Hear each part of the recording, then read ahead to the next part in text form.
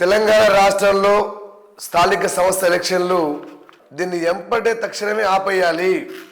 ముఖ్యమంత్రి గారికి మేము విన్నపించుకుంటున్నాం. తెలంగాణ రాష్ట్రంలో జరుగుతున్న ఎలక్షన్లు, స్థానిక ఎలక్షన్లు తక్షణమే నిలిపివేయాలి. నిలిపివేయని ఎడల కాంగ్రెస్ పార్టీ బీసీలని మోసం చేసిన పార్టీగా చిరస్థాయిగా మిగిలిపోతుంది. తెలంగాణ ముఖ్యమంత్రి రేవంత్ రెడ్డి గారు మీరు పరిపాలన మొదలుపెట్టి ఈ రోజుకి 2 సంవత్సరాలు కావస్తుంది. రేపు డిసెంబర్కి మీరు ఇచ్చిన హామీ ప్రకారమే బీసీలకి 42% ఇస్తామని చెప్పేసి కామారెడ్డి డిక్లరేషన్ చేసిర్రు. దాన్ని ఆలోచించుకే కదా బీసీలంతా ఓట్లు వేసింది. కాబట్టి మీరు 2 సంవత్సరాల నుంచి ఎప్పుడో పెట్టాల్సి ఉంటుంది. మీరు స్థానిక ఎలక్షన్లు ఇదే మూమెంట్ తోటి, ఇదే రిజర్వేషన్ తోటి ఎప్పుడో పెట్టాల్సి ఉంటుంది.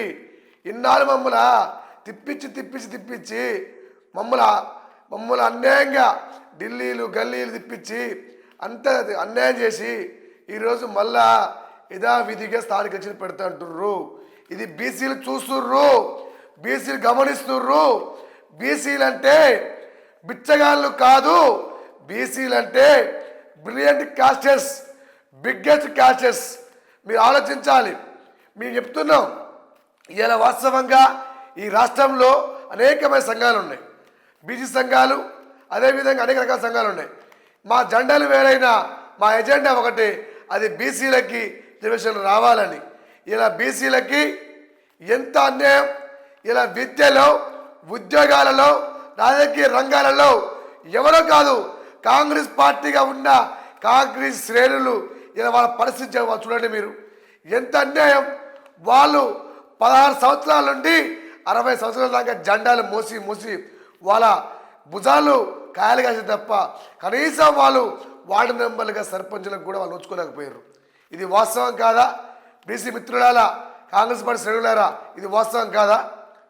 ఇలా వాస్తవంగా ఈరోజు చూసినట్టయితే ఈరోజు సబ్ కలెక్టర్ గారు డివిజన్లుగా అన్ని కాన్స్టిట్యున్సీగా ఆయన లిస్ట్ ఇచ్చారు. ఇలా చూసినట్టయితే అన్నం ఉడికిందా అంటే ఒక 100 మందికి అవసరం లేదు. చూడండి, ఈ అడిదాలపల్లి మండలం, దామర్చల మండలంలో దాదాపు 40-50 గ్రామ పంచాయతీల ఒక్క బీసీ లేదు. అంటే జనరల్ ఎస్సీ ఎస్టీ తప్ప ఒక్క బీసీ లేదు. ఇంత పాపమా, ఇంత అన్యాయమా? ఇలా ఎన్ని మండలాలు? 5 మండలాల్లో కూడా కనీసం 5 ఊరు లేవు. 5 మండలాలు కలిపి కూడా 5 ఊరు బీసీలు లేవు. ఇంత పాపమా, ఇంత అన్యాయమా? దీన్ని మేము ఖండిస్తున్నాం. సిగ్గు ఇది. బీసీలకు అన్యాయం చేసినట్టే. కాంగ్రెస్ పార్టీ అంటే తల్లి లాంటి పార్టీ అనుకున్నాం మేము వాస్తవంగా. ఇలా వాస్తవంగా మేము ధర్నాలు చేయలేదా? గత 15-20 సంవత్సరాల నుంచి మా బీసీ నాయకులు మేమంతా కలిసి ధర్నాలు చేస్తలేమా? ధర్నాలు చేస్తున్నాం. బీసీలకి అభివృద్ధి కావాలని, బీసీలు రిజర్వేషన్లు కావాలని, బీసీలు బాగుపడాలని, విద్యలో, ఉద్యోగాలలో, రాజకీయ రంగాలలో మేమెంతో వాడు దక్కాలని చెప్పేసి మేము ధర్నాలు చేస్తున్నాం.